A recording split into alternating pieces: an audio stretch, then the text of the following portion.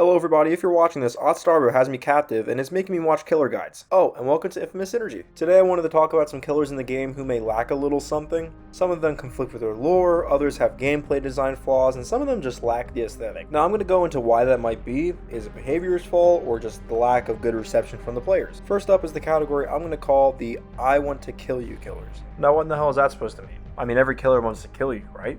Well, yes and no. These are the killers that usually tend to kill you in unconventional means, aka their main goal is not to hook you. The killers that come to mind here are the Pig, Sadako, Pyramid Head, Myers, you know what I'm talking about.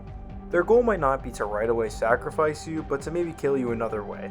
The issue with that is that it can often avoid a lot of perks survivors use, which can be very frustrating. If the killer doesn't have to pick you up, there's no decisive strike, deliverance, or anything like that can come into play. Pyramid Head is the lesser of the theoretical evils. He still has to get the essential equivalent of what would be 2 hook states. Myers is a problem in of itself. The add-ons being the only access to this ability really isn't a good choice, and it is quite broken when he can do it.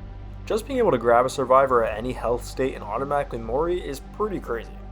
The 2 killers most often criticized by people though are Sadako and the Pig. Let's talk about the Pig first. If you've been playing DBD for a while, chances are you remember some of her old add-ons. These add-ons being the Tamper Timer and Creative Gears. They essentially, before getting some of their numbers nerfed, allowed the Pig's reverse bear traps to get more kills more often. People were not happy with this. I'm not gonna lie though, I was kind of on the opposite end. Hear me out though. Me being a pig man at the time bias aside, I was overall just a big fan of Saw. The victims dying to the traps was kind of the point. I mean, for real though, what would be the point of watching an entire Saw movie and no one ever dying to the traps, and everyone just ends up escaping in the end? I mean, that's just part of the challenge though. You can't have an unbalanced mess of a game for the sake of accuracy, but then again, lacking that can make the game less enjoyable as well. Now, the next couple killers are on this list for a completely different reason. They're killers that just really aren't that popular in the community, and I wanted to kind of tackle on why. Those killers being the Twins, Skull Merchant, and the Singularity. There are people out there who really enjoy these killers' playstyles, and that's completely fine. I mean, there are definitely some likable parts about each of these killers. Even Scott Junn has gone on record to talk about Singularity, and overall it being a pretty likable killer. My issue though is with the community's deduction about why people just don't play Singularity very often. That being is because of the commitment to the result ratio just is not worth it for that killer. I have another take though. People simply do not play these killers because they are not cool. They are not Alien or Michael Myers, these really well-known horror icons, and they aren't Nurse or Blight, who are just the cream of the crop when it comes to killer tier lists. And they definitely are not the same as killers like Legion or Wesker, who people just love to run around and have fun with. People just do not want to put those types of killers down. People are less likely to pick these killers when playing the game and purchasing DLC because they are not standouts amongst the crowd. The ideas are there for them, but they just don't pack the same oomph as a hallucination of a murderous man carrying a sword from Final Fantasy. And finally, the last batch of killers I wanted to focus on are more of a personal take, the ones who I think play it pretty safe in gameplay design. Some killers that come to mind for me are the Demogorgon, Nemesis, and Ghostface. Partly this is applying to the licensed killers, but you can make similar cases to the original chapters as well.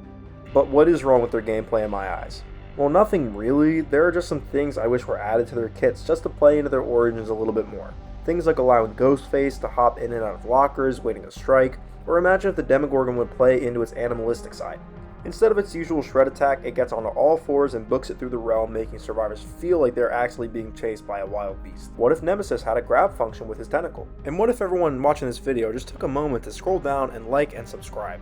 Seriously though, before Oz comes back, it would be greatly appreciated. But as I was saying, it would be really cool if you hit a survivor through a vault, especially Animation would then play, or he could even use his sleep projectile from the RE3 remake that put Jill out of commission. Not exactly like that, but it's those extra layers and details that can really bring a killer to life. Just like the new Chucky chapter, really making it feel like he was pulled straight out of the movies, it can be the same for all of these killers as well. Now, I'm not saying give Nemesis a flamethrower or something, but just some ideas, you know. Thank you everyone so much for watching. I hope you all have a great rest of your day or night or whatever ethereal time you might be watching this at. I'll see you all next time.